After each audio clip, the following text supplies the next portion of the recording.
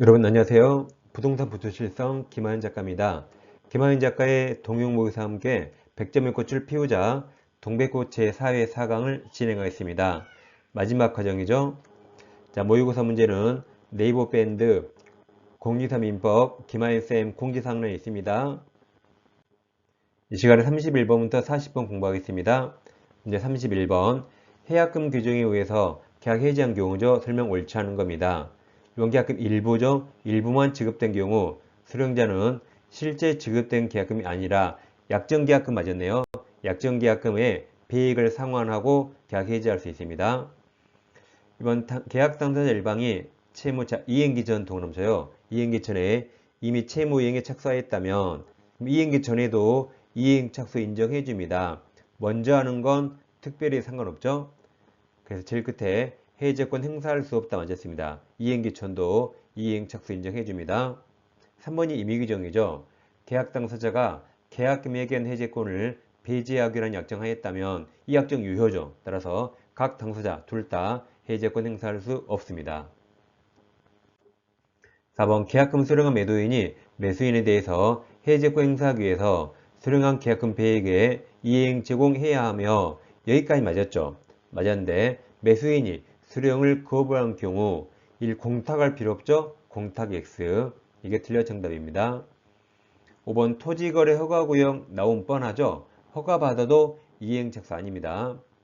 다시 보세요. 허가구역 내의 토지에 관한 매매계약 당사자가 토지거래허가 신청 절차 협력의무를 이행하여 관할 관청으로부터 그걸 허가 받았죠. 그래서 제일 끝에 이행 착수가 있다고 볼 수 없습니다. 답은 4번입니다. 32번 매도인 담보 책임 옳지 않은 겁니다. 1번은 특정물이죠. 특정물 매매의 경우 목적물이 하자겠더라도 악의 매수인은 해지할 수 없습니다.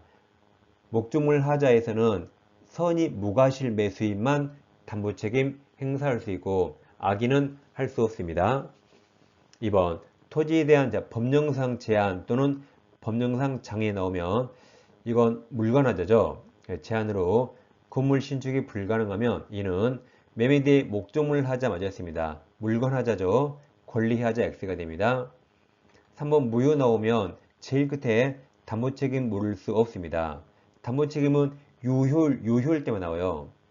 자, 그럼 3번 매매인 무효인 강제 경매 절차를 통했다. 매매든 경매든 경매도 일종의 매매거든요. 무효에서는 담보 책임 나올 수 없습니다. 중간에 볼 필요 없습니다. 4번 매매계약 내용 중요 부분에 착오가 있는 경우 매수인은 매도인의 하자 담보 책임이 성립하는지와 상관없이 착오 이유로 그 매매계약 취소할 수 있습니다. 두 개는 서로 별개입니다. 담보 책임은 계약법에 나오고 착오는 민법 총책에 나와서 두 개 따로따로 판단합니다. 자, 5번이 종류 매매죠. 그럼 동그라미 1번. 1번이 특정물 매매.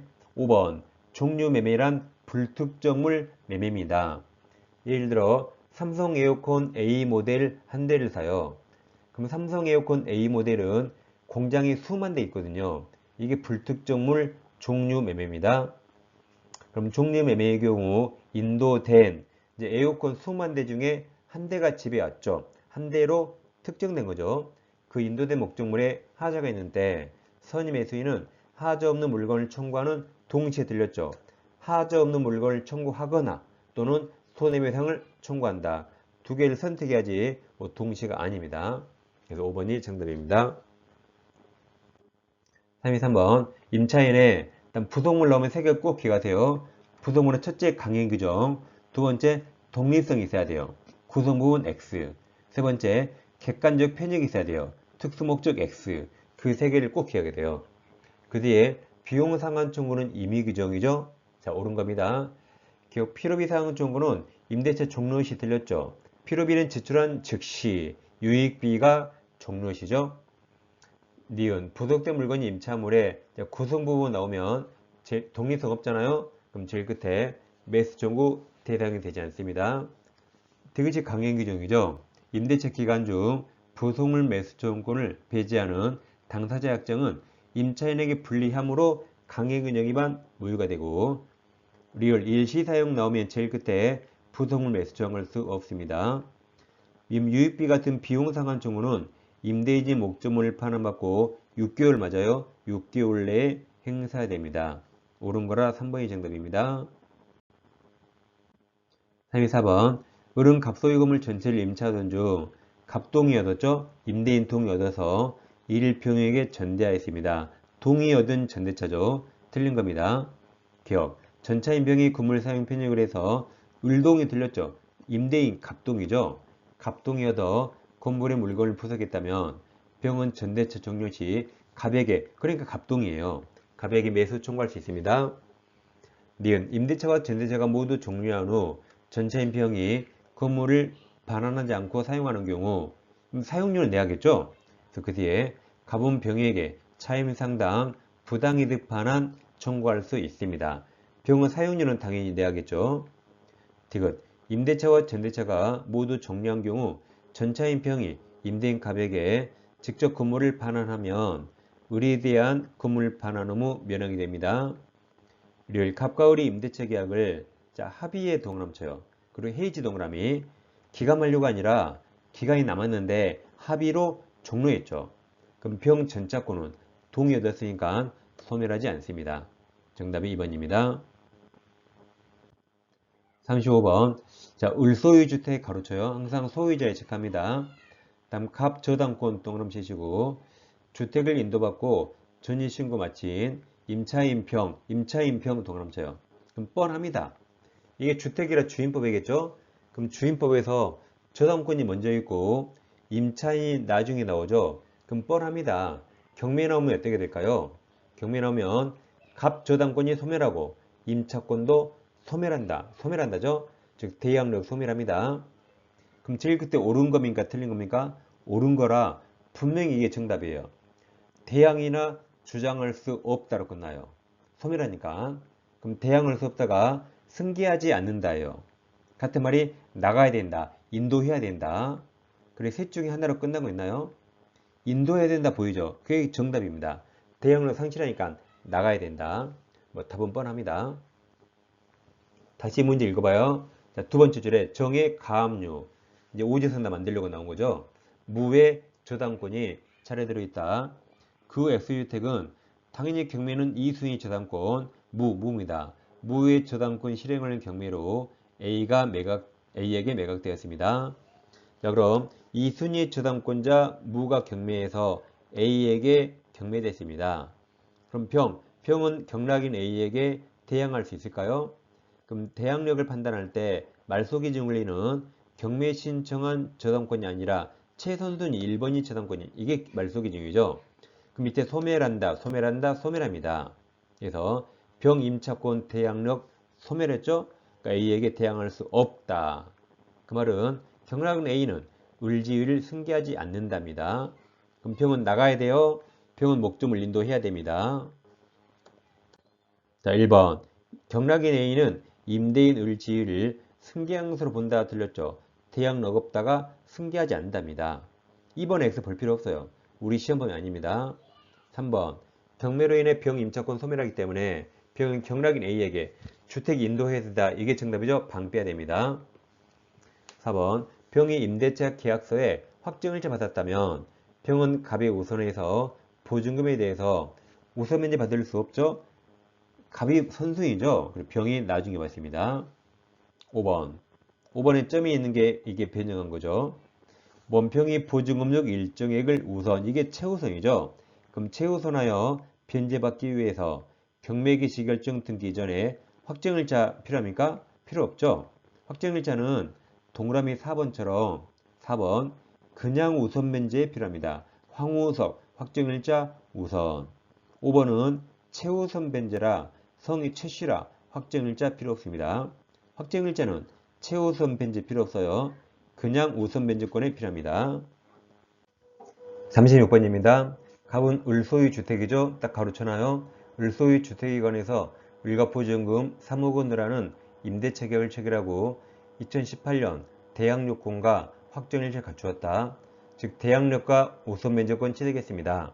그리고 임차인 갑은 2022년 3월 9일 X주택에 동그라미 쳐봐요. 임차권 등기 명령 동그라미 쳐놓습니다.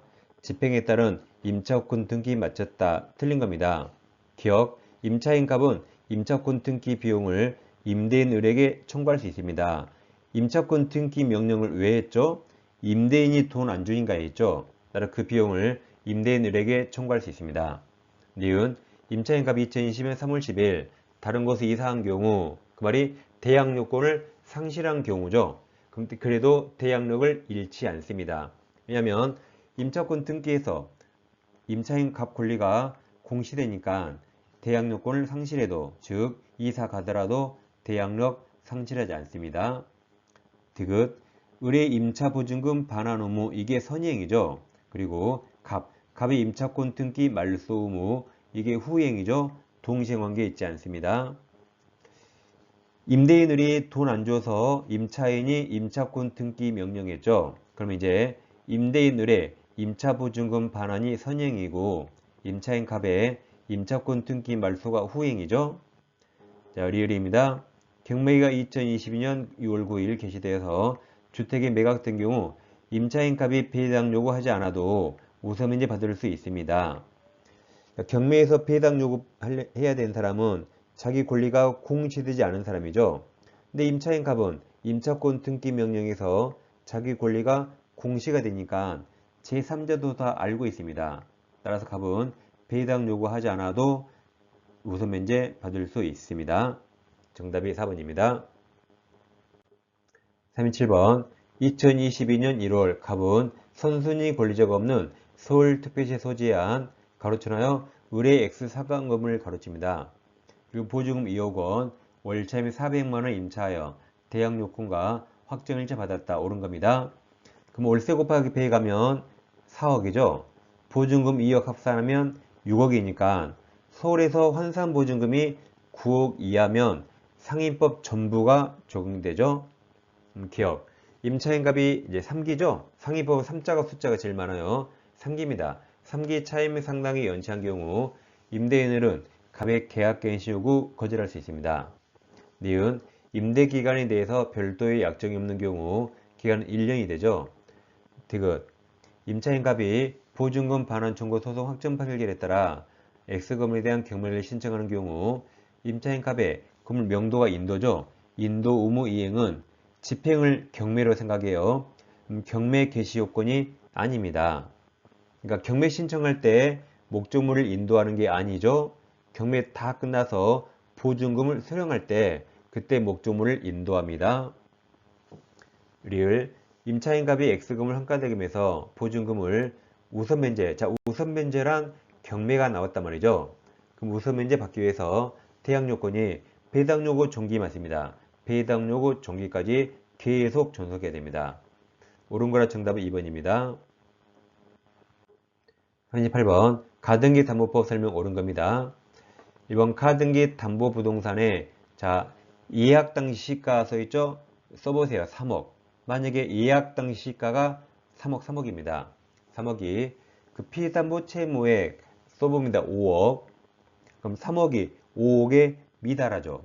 이때는 가등기 담보법이 적용되지 않습니다. 이 가등기 담보법은 예약 당시 부동산 시가가 피담보 채무액을 초과할 때 적용돼요. 여기처럼 미달할 때는 채무자를 보호할 필요 없으니까 가등기 담보법이 적용되지 않습니다. 그래서 아랫줄에 청산금 평가액을 통제할 필요 없죠.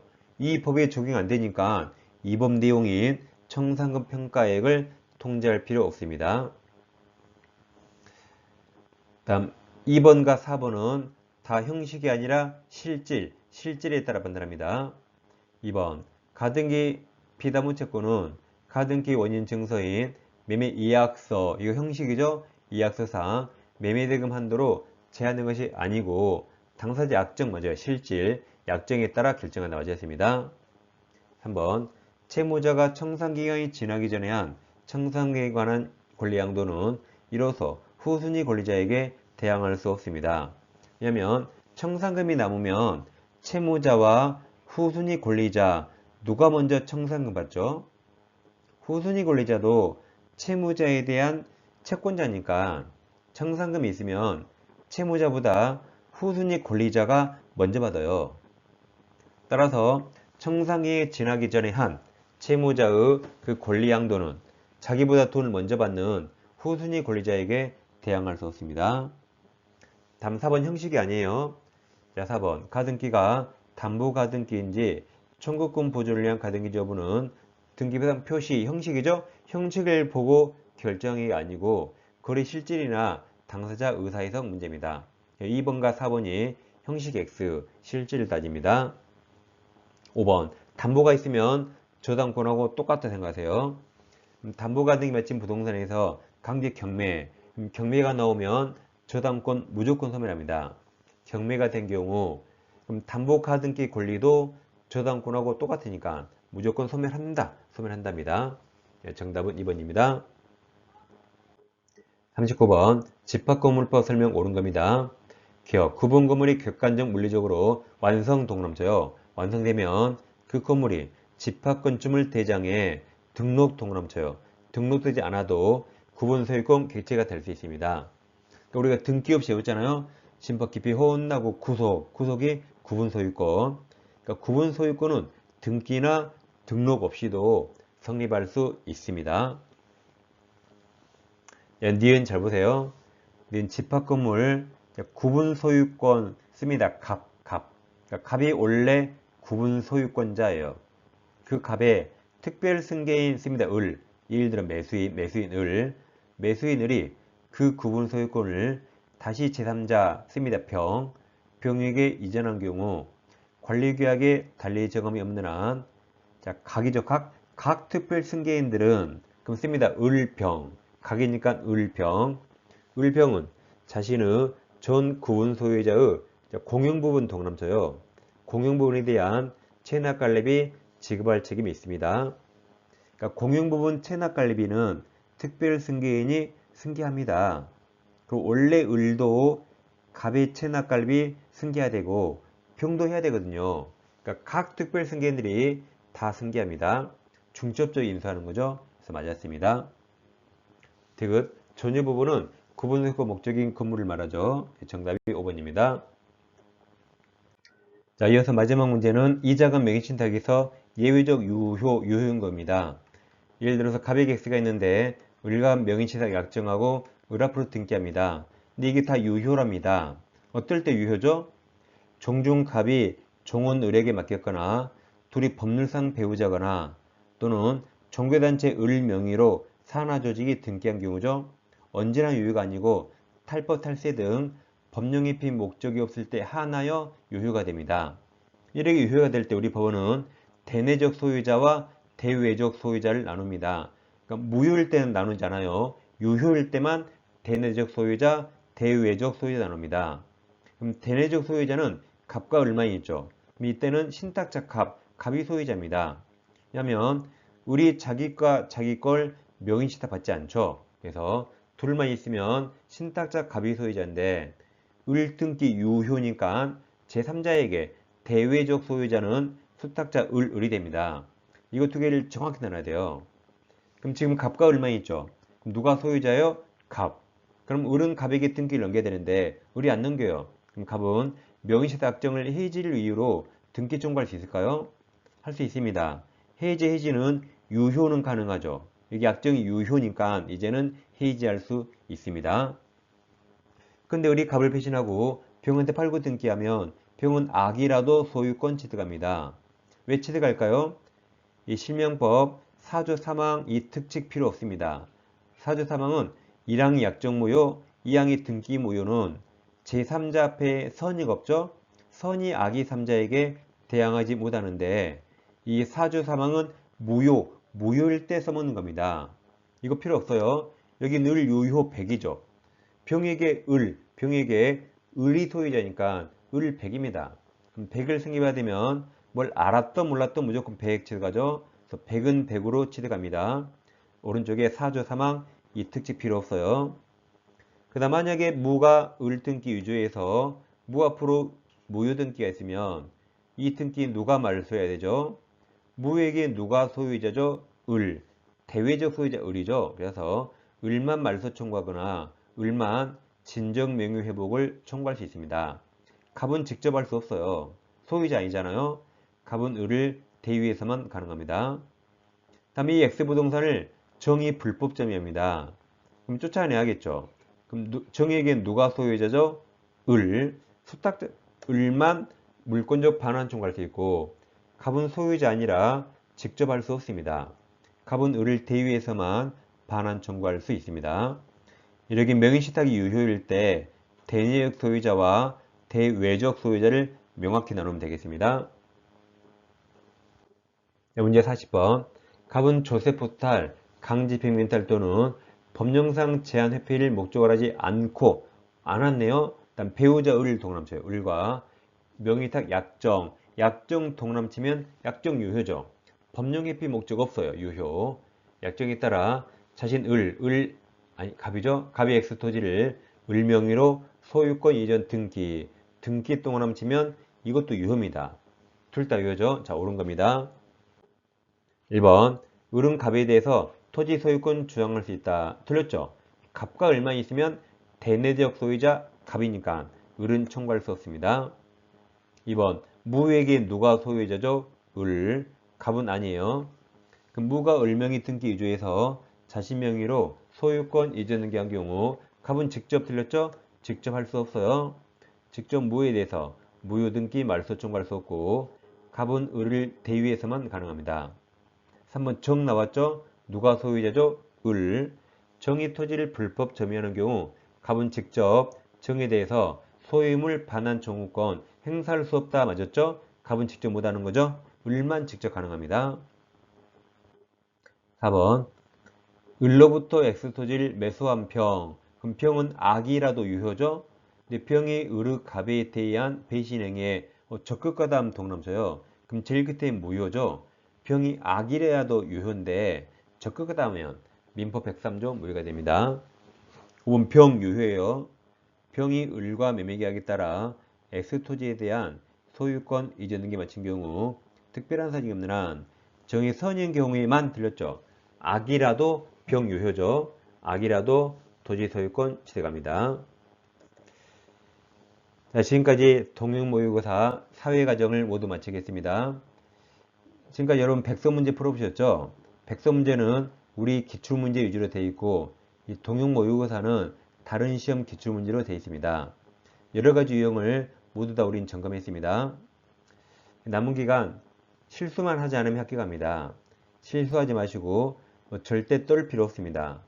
모르는 건 찍으면 되고 아는 것만 실수 없이 맞히면 무조건 합격합니다. 그래서 모르는 건 나와서 떨 필요 없어요. 모르는 문제가 분명히 2문제, 3문제 나옵니다. 그건 찍으면 돼요. 우리 시험은 내가 아는 것만 실수하지 않으면 쉽게 합격할 수 있습니다.